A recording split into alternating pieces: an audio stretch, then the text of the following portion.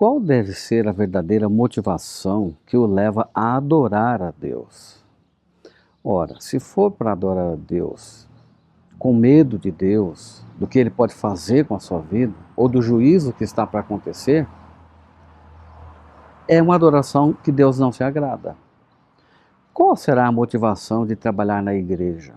Eu vejo todos os anos, especialmente quando chega na época das nomeações de líderes para o próximo ano, gente dizendo assim: não, eu não quero fazer nada esse ano. Então, quando ele fala isso para mim, eu penso, ele perdeu a motivação. Qual era a motivação que ele tinha por trás? E aí está um ponto. Se a motivação realmente é a motivação correta, eu não tenho como parar de servir. Não tem como parar de fazer as coisas para Deus. Jesus não voltou ainda. E o que ele fez pela gente é imenso. Nunca a gente vai pagar.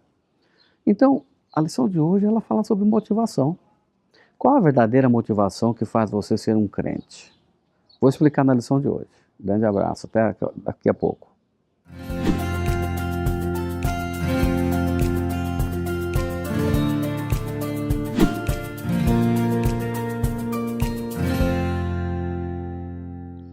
Então, hoje é segunda-feira, dia 22 de dezembro de 2025, o Natal está às portas. Gente, que coisa boa, né?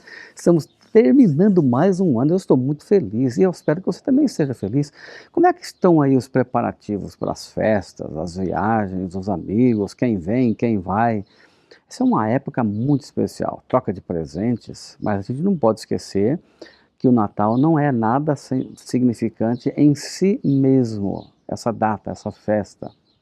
Tem gente na igreja que até tem preconceito de se arma uma árvore de Natal, se é pecado, se não é pecado. Meu amigo, tudo que você fizer sem verdadeira motivação é errado, é pecado. Se você armar uma árvore de Natal para poder celebrar com seus filhos, sua família, uma data solene que foi um momento solene que foi a morte de Jesus Cristo por nós, ou o nascimento de Jesus, que é o caso do Natal, então a motivação está correta. Você tem que ter em mente o verdadeiro significado. E sobre essa questão da motivação, a lição de hoje vai falar sobre isso. Ela traz o título Com Sinceridade e Verdade.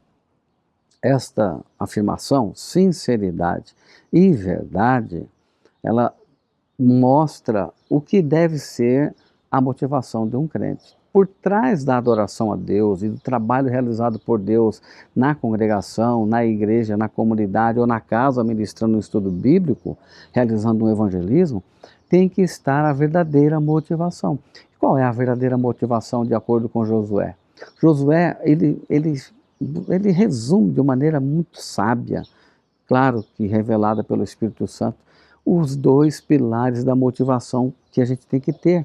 E aqui ele usa essas duas palavras, né? A sinceridade e a verdade. Ele está se preparando para fazer o apelo final para o povo, né?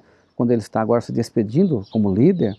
E ele diz: vocês têm que ter no seu coração, né? Temer ao Senhor e servir com integridade e com fidelidade.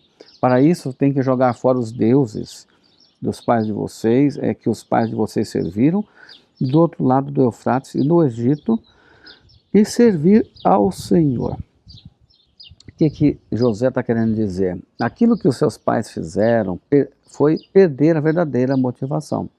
Eram escravos, perderam toda a liberdade, foram perdendo a essência, foram perdendo a questão da identidade. Quando a gente fica vulnerável, é porque a gente perdeu a identidade espiritual.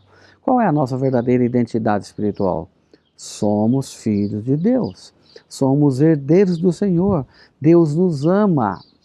Nós estamos aqui na terra e somos objetos do cuidado e do amor de Deus constante sobre a nossa vida. Você não pode perder essa identidade. Agora, se você é filho do rei, filho de Deus, você tem que estar conectado com Deus, em primeiro lugar. E em segundo lugar, você tem que fazer para ele aquilo que vem da verdadeira motivação. E a verdadeira motivação é a sinceridade e é o serviço com integridade. Duas características, sinceridade e verdade, integridade. Se você tiver isso em sua mente, você nunca vai perder o seu propósito e nem a sua missão. Qual é o propósito de Deus para você aqui na Terra? Você se batizou, é membro da igreja. Qual é o propósito dele para você? Então você não pode se esquecer disso, né? Ao aproximar-se de Deus, nós temos que ter reverência e não medo. Ter uma consciência constante da magnitude das exigências desse Deus que a gente ama, esse Deus que é superior a nós. A gente pode chamá-lo de Pai Nosso, nosso Pai Celestial, e também Rei Nosso. Pai Nosso e Rei Nosso, Rei Divino. Ora, se Ele é Rei, eu sou servo. E se eu sou servo, eu não faço a minha própria vontade. Eu vou me submeter à vontade divina. É isso que a lição quer dizer. O serviço a Deus é um serviço pautado pela integridade e pela fidelidade.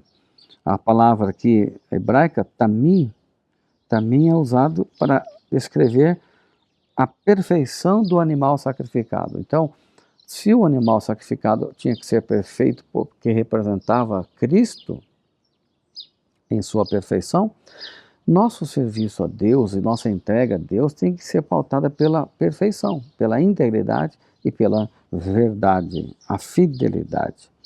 E a expressão emet, né, que é a fidelidade, significa então constância e estabilidade. Preste bem atenção, na nossa vida cristã, relação com Deus, a gente tem altos e baixos, é claro. A gente nunca vai numa linha vertical o tempo todo. Nossa relação é horizontal, altos e baixos, mas você não pode deixar Deus de lado por nada nesse mundo. Se você cair, olhe para Ele, sou seu filho, lembre-se dele. Se você estiver firme, lembre-se dele, ajuda-me a não olhar para trás. E assim você vai firme até apresentar a Deus um trabalho que reflita o caráter dele em nossa vida. Eu te convido para isso. Quero orar sobre isso por você. E se você quiser fazer seu comentário, deixar as suas respostas aqui, faça aí o seu pedido de oração e a sua contribuição. Vamos orar. Toma-nos em tuas mãos, Senhor, a fim de que a gente seja leal ao Senhor, que a gente tenha fidelidade, que a gente tenha compromisso, que a gente seja pessoas de integridade e de verdade, de servir ao Senhor com alegria. Em nome de Jesus. Amém.